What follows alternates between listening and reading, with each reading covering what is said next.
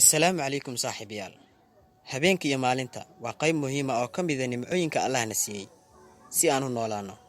Maalin kasta dhammaadkiisa waa habeen, habeen kasta dhammaadkiisana waa maalin cusub. Waxaa jira magaalooyin iyo dalal badan oo aan maalmo badan qorraxdu u dhicin.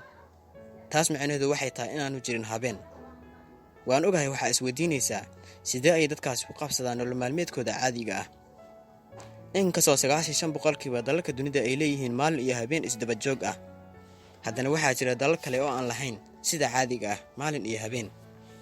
Muuqaalkeena maanta waxaan idinku soo gudbi doonaa 6 dal oo aan marnaba qorraxdu u dhicin.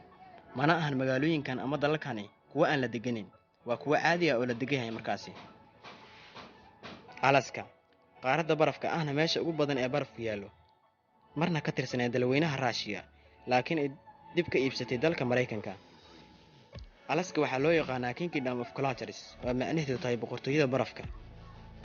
Alaska qorraxda ma dhacdo inta u dhaxaysa bilaha May ilaa July, taasoo macnaheedu tahay in habeenka iyo maalinta ay isku mid yihiin oo aanu jirin habeen.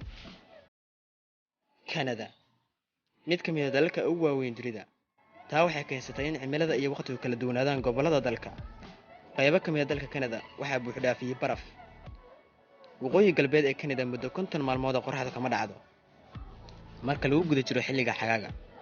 Muddadaas oo dhan waa maalin kaliya, mana jiraan wax la dhaho habeen. Finland waa dal aad u qurux badan ayna ku yaalaan harooyin soo jiidasho leh.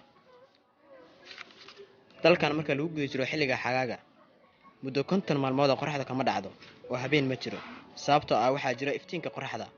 Waxaana loo yaqaanaa Land of Midnight Sun, taasoo macno ahaan ah dalkii ay qorraxdu ka jirtay saqda dhexe ee habeenkii. Saq dhexe oo qorraxdu soo jeedo. Haddii saacadaha maalinta ay yihiin kuwa kugu yar ama ay kugu yar yihiin, meeshaani waa meeshii kugu habboonayd. Iceland waa jasiiradda labaad ee ugu weyn qaaradda Yurub kadib Great Britain. Sidoo kale waa midda 18aad ee ugu weyn dunida oo dhan. Laga bilaabo 10 May ilaa dhammaadka July, jasiiradda Iceland qorraxda kama dhacdo. Malaayiin dalxiisayaal ayaa waqtigaasi soo booqdo si ay markhaati uga noqdaan dhacdadaani la yaab kale. Norway, mid ka mid ah dalalka ugu qurxoon kana mid ah kuwa ugu qanisan dunida oo dhan. Waqooyiga Norway waxaa la arkaa 67 maalmood oo u dhaxaysa May ilaa July, too aanu qorraxda dhicin ama taas oo aanu qorraxda ka dhacaynin. Taa micneheedu oo ah inaanu jirin habeen oo dhan. Sweden, waddanka ay malaayiin u soo booqdaan sanad walba quruxda uu leeyahay awgeed.